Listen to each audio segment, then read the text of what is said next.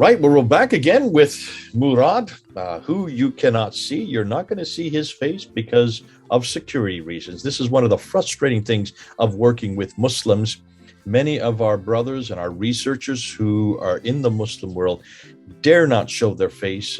They dare not say what their real name is because they will be attacked. And many of them may, as you have heard, will lose their lives. This is the only area of study I know where when you are critical of a certain text or of a certain prophet or of a certain religion, what the criticism will cause you, it's not a very healthy procedure. And that's why, unfortunately, Saint Murad cannot show his face and cannot be here. He is here live, and he is right over there, though he's thousands of miles away.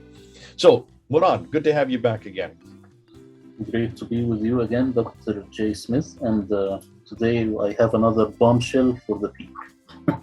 You certainly do. We talked about the abrogation problems. Now you're going to go into a much more controversial area, and that is sex slaves. I have always assumed that in chapter 4, verse 24, it's referring to sex slaves, that which your right hand possesseth, that's always what it meant. You're going to show from your Arabic, because you are actually taking and looking at the Quran, you're going back to the original text and you're going back to the original Arabic, and you're saying that this has nothing to do with sex slaves, that which your right hand possesseth. It has to do with economy. It has to do with economic ability. And that has been bastardized by the Muslims to allow this to mean sex slave because so many of the Muslims wanted them. So here is an example of Muslims changing the Arabic so that they can have these female sex slaves, and this can be supported in the Quran as well. Fascinating. Go ahead and show us how this works, because this is new to me. I'm hearing it for the first time, just as those who are listening are hearing it for the first time. You're finding this out so that you can go back and really correct the Quran and get back to original Arabic, because you're rewriting the Arabic and showing it how it needs to be translated in a much better form. Over to you then, Murad. Tell us, show us, and walk us through this new hoax, the hoax of sex slaves. Okay, I will share my screen now. So as a prelude, we have to understand first how the ancient world operated. Because actually the Bible itself, it gets attacked for this idea of slaves. But the word slave, it means servant. It doesn't mean the slave that you think of today. A servant had rights back in the day, and a lot of rights. And this is something that I could make a whole book about. People today don't believe it because they are indoctrinated by pictures of modern slavery from the transatlantic slave trade and also by the Ottomans. And something that they don't say on TV, of course, is that the Darwinian evolution made people think that the Africans were slaves, and they got a lot of slaves from Africa and put them in the zoo and stuff. But this is something that they don't want to talk about, and I don't want to digress more than that. Reality is, a slave in the ancient world is equivalent to an employee of today.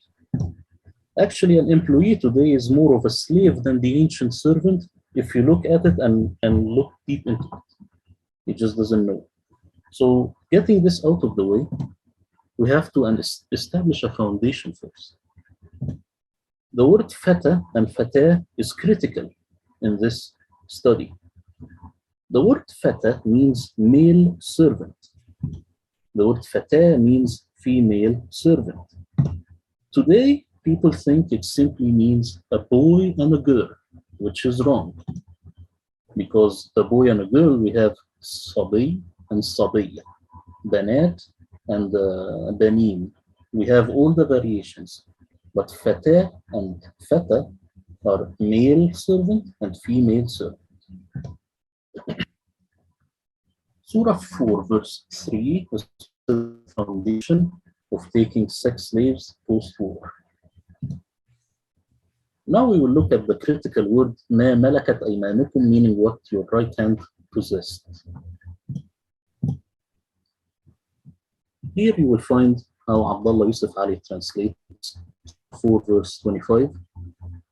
if any of you have not the means wherewith to wed free believing women, they may wed believing girls. See here the word fatayakum, it says girls, it should be female servants from among those whom your right hands possess.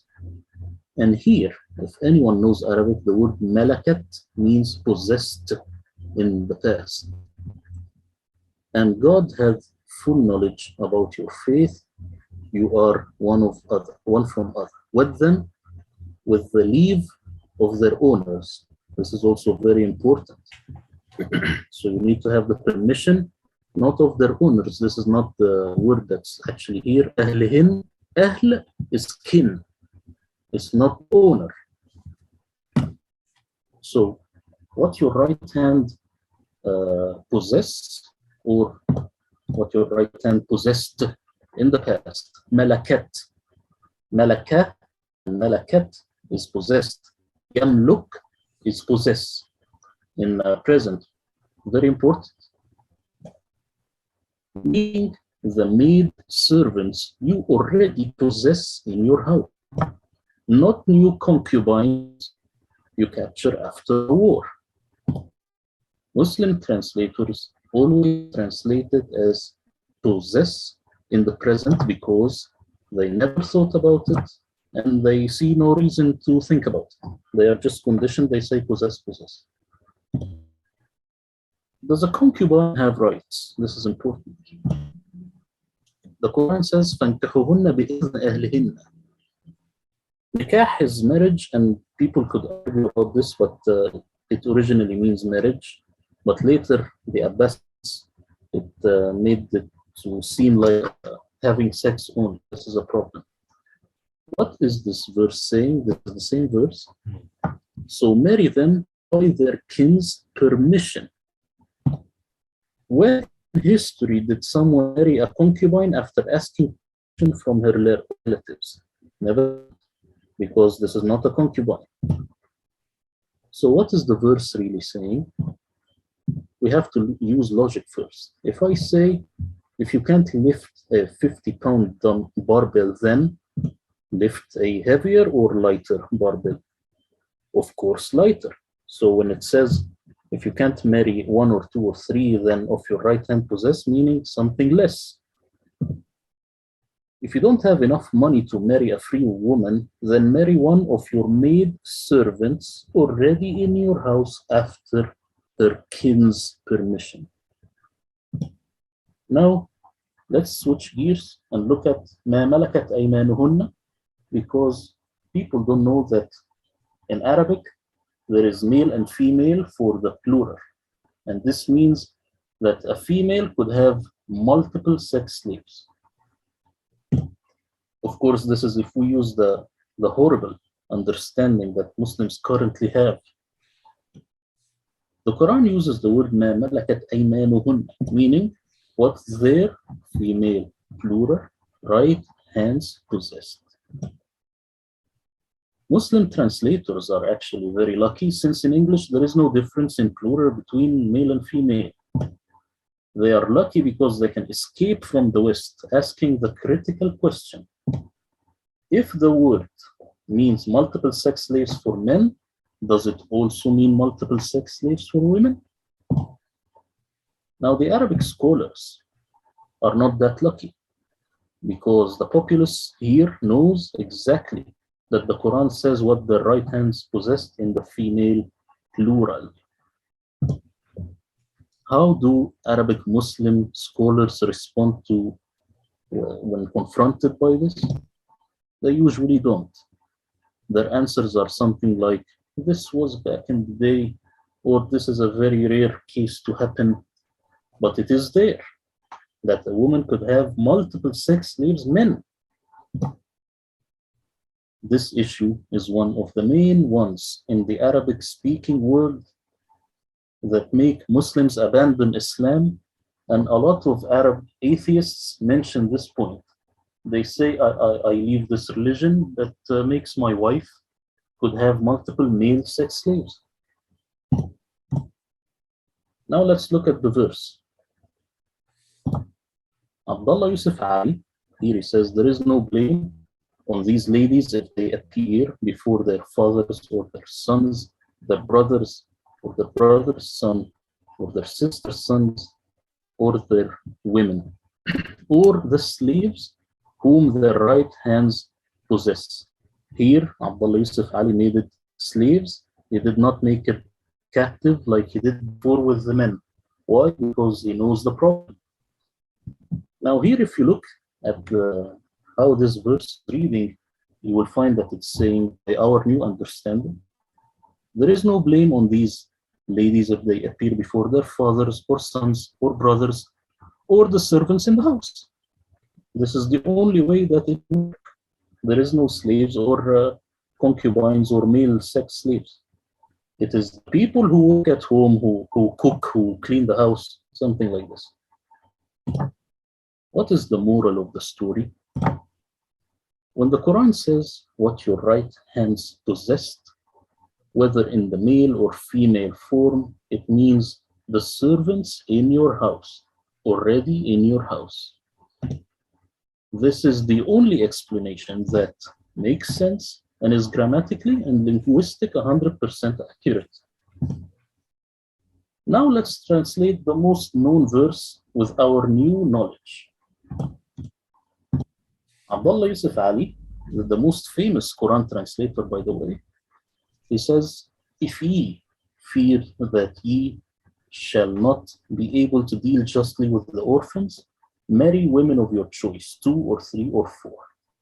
But if ye fear that ye shall not be able to deal justly with them, then only one, or a captive that your right hands possess.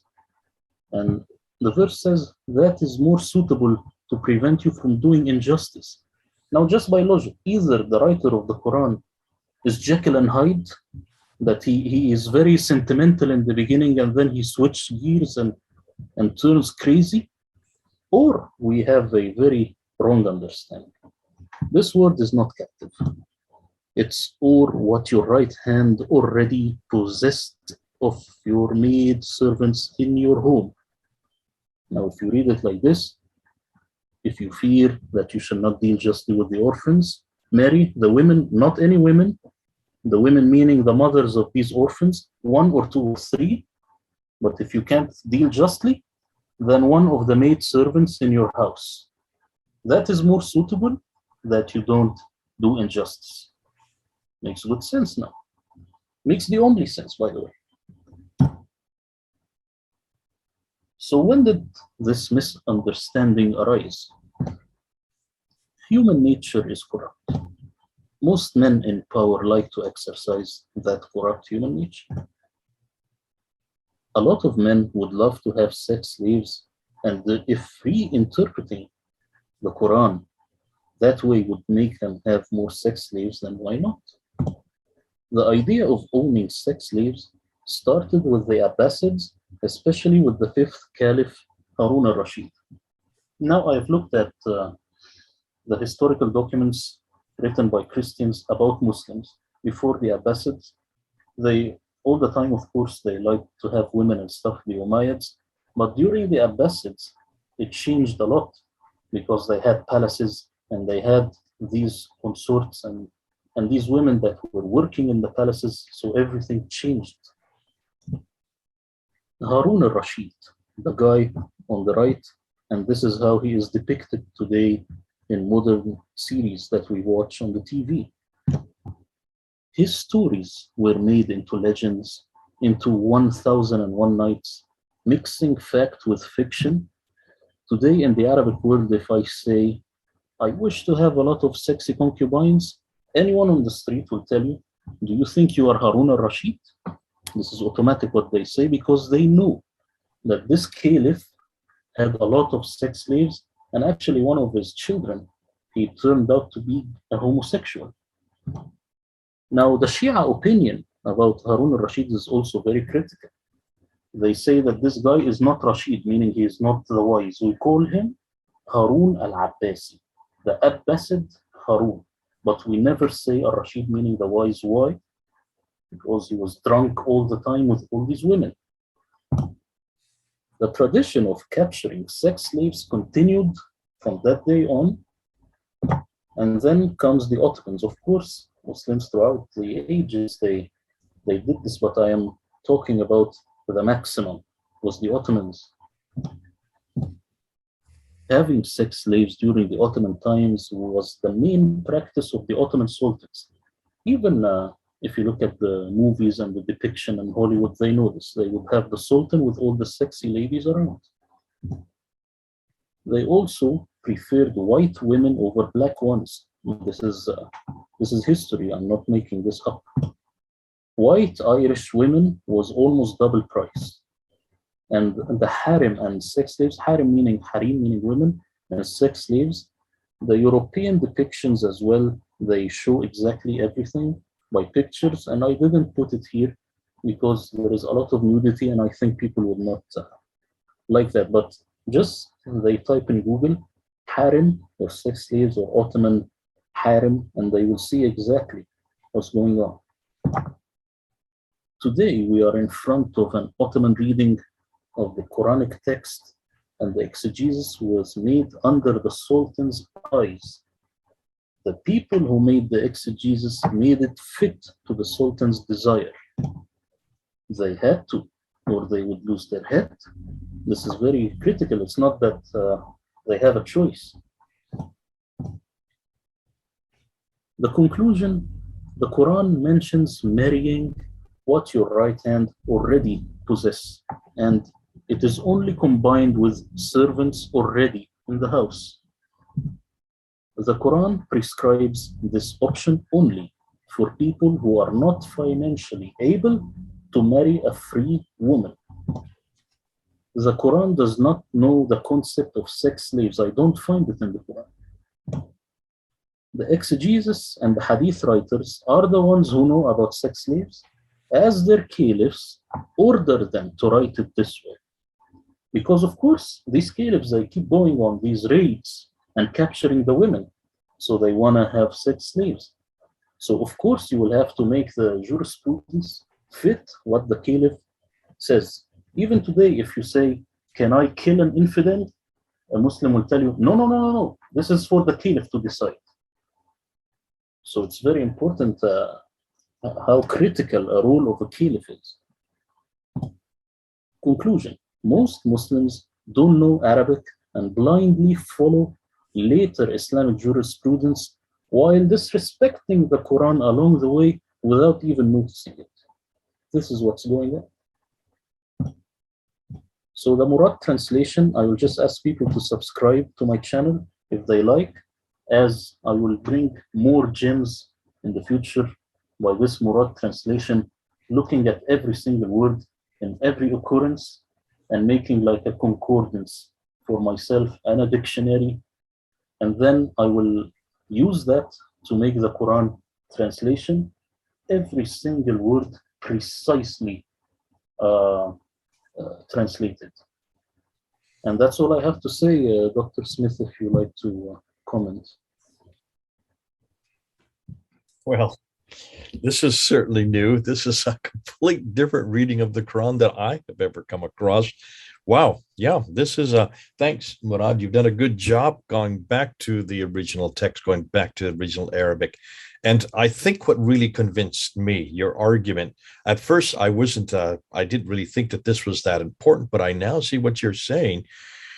If you take that context, if you take the whole, that which your right hand possesses, that whole phrase, and you take out any idea of slavery or captive or concubine, or in this case, sex slaves, which is always read into it. I'm just looking here at Muhammad Taqi al-Din al-Hilali and also Muhammad Muhsin Khan's, their translation, which follows Yusuf Ali's translation. And I've opened up to chapter 4, verse 24 and 25, and you zeroed in on verse 25. And what really, when the penny dropped for me is when you read the whole verse. You need to read the whole verse. That which your right hand possesseth, in parentheses, Khan, Hilali and Khan have put in slaves. They have put in slaves like Yusuf Ali has done. These are your right-hand possessive. These are your slaves. But then right after that, you are to wed them with the permission of their own folk. That automatically slaps you in the face. If they're slaves, how can you get permission from their kin? The fact that they're slaves means there are no kin around. You have grabbed them in war, and they're no longer, many times their families are dead. So that proves that this is talking about servants. This is not talking about slaves. It's talking about servants. You did a great job of unpacking that in chapter 4, verse 25. Thanks for that. You went on to chapter 33, verse 55. And you said again, these are servants in your house. These are not slaves. These are servants. And that's why if you are going to wed them, wed those who you can afford. In chapter 4, verse 3, you bring that out really strong. How is it if you cannot afford them, if you're not willing, if you don't have the means, then marry those who are your servants. But this was completely bastard. Here's another case of bastardization by first Harun Al Rashid, the Abbasid caliph, and then much, much more so in the Ottoman period, where you needed to have lots of sex slaves. What better way to give support for this than to have it in the Quran itself? And so here this is amazing what you're doing. You're giving the historical context where when you look at these harems that are well known, we've known about this. This is one reason why there were so many slaves. We've known good old Dr. John Azuma, when he did his doctoral thesis, he said that almost all the slavery that was on the east coast of Africa and in northern Africa, they didn't need men. In fact, they killed the men, and the only men they kept, they castrated. And the reason they castrated them, so that they could take care of the women, so they would not have any problem with them and the women. And 85% of those they castrated never survived their wounds. But what's fascinating, that shows that there was huge amounts of harems, thousands upon thousands of these women. And you mentioned that the highest on the list were the Irish women. That's for any of you who are Irish, that should make you feel incredibly different, because this is your history. Fascinating, because if you want to these harems and you want to support it, you want to have authority for it, go to the Quran and take this reference, this phrase that refers to that which your right hand possesseth. You take that phrase, and it's malakat aymanukom. I should let you say it. You say it much better than I can say. Aymanukom, and you make that malakat aymanukom. There you go. Thank you. And you make that into sex slaves, and that then becomes the narrative from that time on, and from the Ottoman period till today. This has always been sex slaves, that which your right hand possesses, instead of servants, instead of maids who are paid, who have all the rights. So much so that if you want to marry them, you have to get permission from their kin. There it is in chapter 4, verse 25. Well done, Saint Murad. There is a reason why they call you Saint Murad. Now, for those people who are listening to this, come back to us. Certainly, if you want to confront it, Murad will be looking at this. He will be certainly he will be coming back, and he'll be defending it. But if you want to learn a lot more, then you need to subscribe to his channel. Here, I'm putting it right now below us. I'll be putting it up. I'm sorry, over here below us. Just look and see. There is his YouTube site. He wants to have a lot more subscriptions, because people need to go to those people that really understand the Arabic. Murad does. And he's now given us two examples, one with abrogation and the other with sex slaves, to show that the real Arabic, when you go back to the original, the Quran, when you go back to that proto-Quran, from the Arabic that was derived from the Aramaic, well, this has nothing to do with sex. It has to do with maids. It has to do with servants. Murad, thanks so much. You're thousands of miles away. You're right next door. It's been great to have you on board. We'll be doing more of these. This is Jay and Murad, then over and out.